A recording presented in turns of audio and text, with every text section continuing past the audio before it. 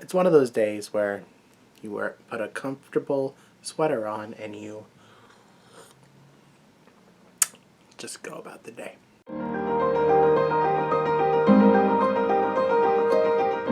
Greetings, salutations, Eddie here. Welcome back to my channel. And so welcome back to another series of novels that I want to read. And today's genre is sci-fi dystopian. Now, I have some books that I have on my list over here on my computer, but I also have 3 books in person behind me. And these are not all the sci-fi books. These are the ones that I'm interested in. So if you have any sci-fi recommendations, let me know down below. So anyways, let's get right into it. First one that I have here is Zero Repeat Forever by G.S. Prendergast. And this is, and by the way, I will not be providing any synopsises because there's a lot of books in this list. But this one's like, it's like an alien invasion or something like that. But I heard really good things about this novel. It's really shiny too. Hello. There we go. That's cool, I'm not gonna lie. But I bought it because of the cover. The cover is absolutely stunning. I also really like the title, Zero Repeat Forever. What does that even mean?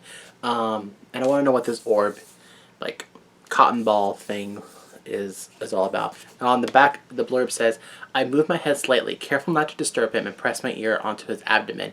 His heart. I can hear his heart beating. He has a heart. And I love the spine too. At first I thought, because when I was at the bookstore, I saw this, like this. So I thought, you know, I thought it was like a 1920s kind of themed book, but no, it's a, I'm sorry, this is so cool. The light is like bouncing off the spine. But I did hear pretty amazing things about this. And I believe there's a sequel called,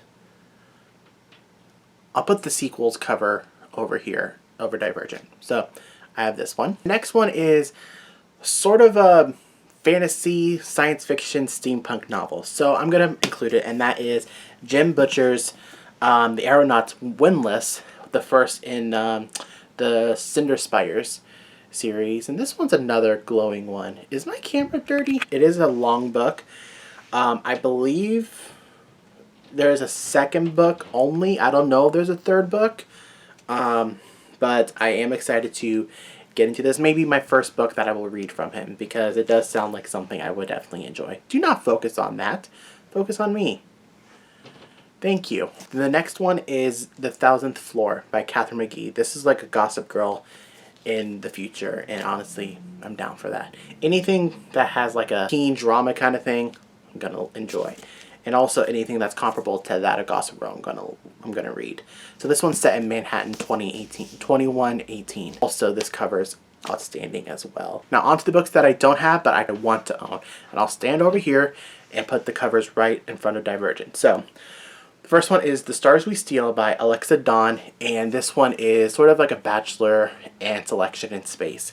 And anything with The Bachelor, I'm always hesitant because y'all know the selection was pitched as that, and I can't stand the selection, and I can't even stand The Bachelor. However, I would read this book, the standalone book, then watch 45 seasons of The Bachelor / The Bachelorette and 5 books of the selection by Kiracast. This book sounds amazing, and also the cover's kind of cool too. Next is Jess Rothenberg's The Kingdom, and where happily ever after isn't just a promise but a rule. And this is giving me like some weird like Cinder vibes by Marissa Meyer, but I'm not comparing this at all, I promise.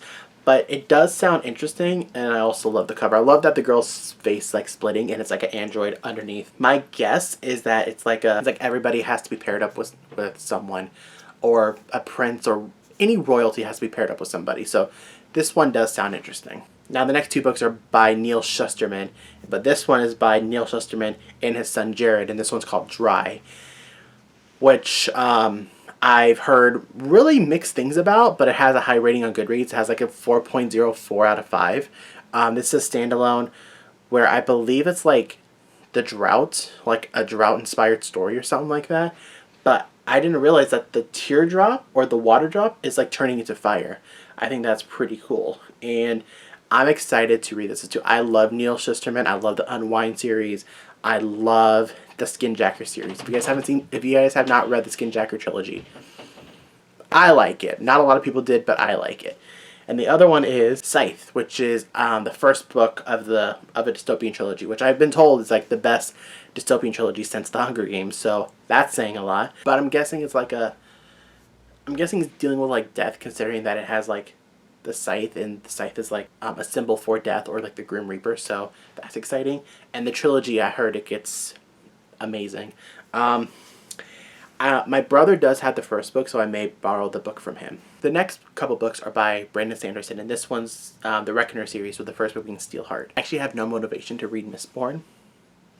Sorry. Not because of the hype around it, but it just doesn't sound like something I would enjoy. Plus, there's a lot of books in that world, so maybe not.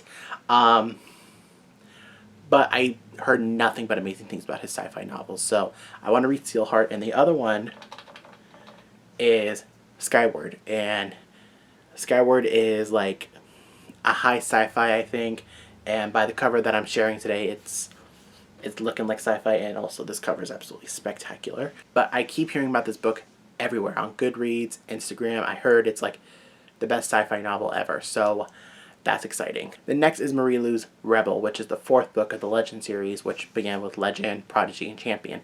This one is a continuation of that series, which I believe follows Day and his brother, if I'm not mistaken. I love Legend. The Legend trilogy is absolutely spectacular, so I have no doubt that this book is going to be great. And the next one is another Marie Lu book, and that's Sky Hunter. I don't know anything about this novel. I just know that it's Marie Lu, and it's sci-fi, fantasy kind of thing, and I just want to read it.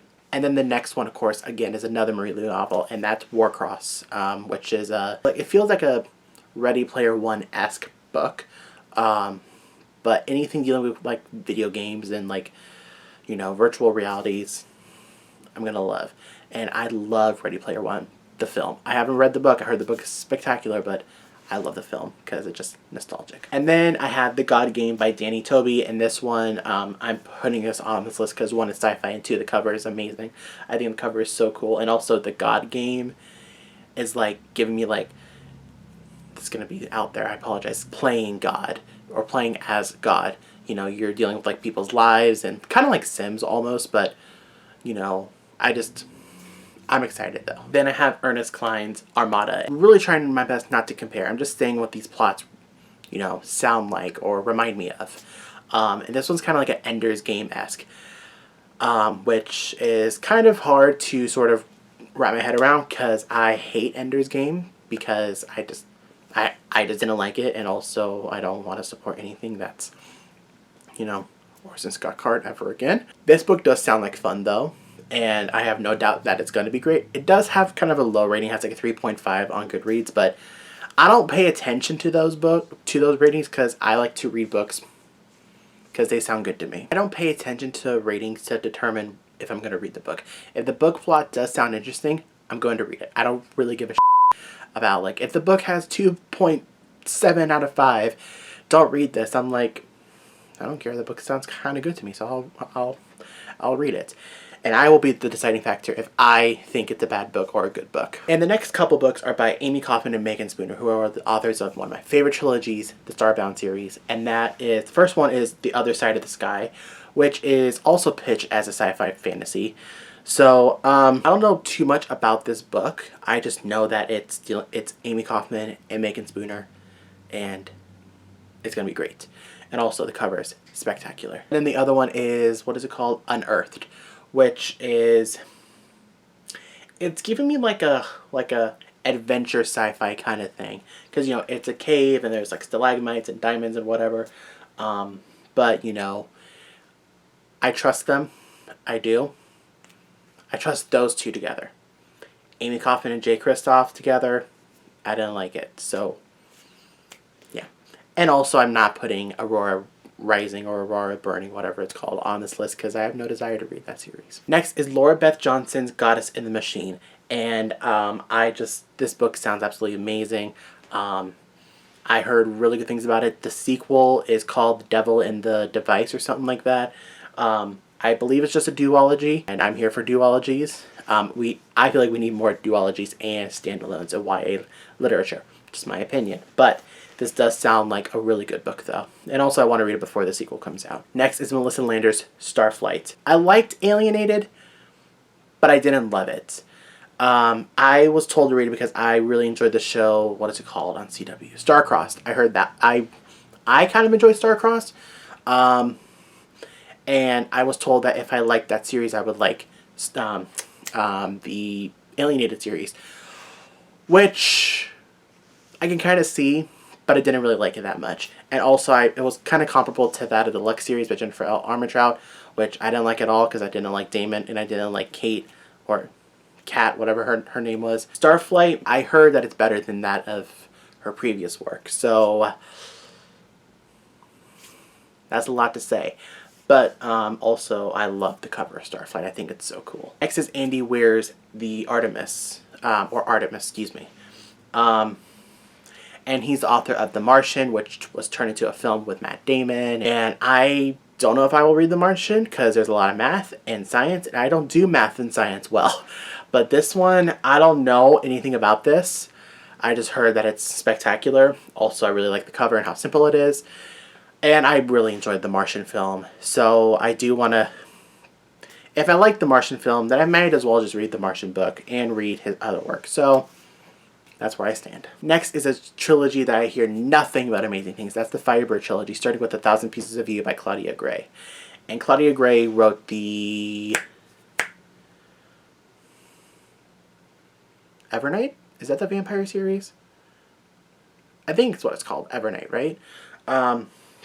But this one's dealing with like different worlds and different dimensions. And honestly, I feel like most people read this trilogy just because of the covers are outstanding. And I'm not reading this just for the covers. I mean, that's one of the reasons. But two, it just sounds interesting. I may read her Evernight series as well, but right now I'm more focused on this than the Evernight books. And that's going to be it for me today. If you guys enjoyed this video, please give it a big thumbs up and comment down below your thoughts of any of these books that I mentioned down below. Which of Brandon Sanderson's series do you think is the superior one? Is it the Reckoners or is it the Skyward series? Let me know down below.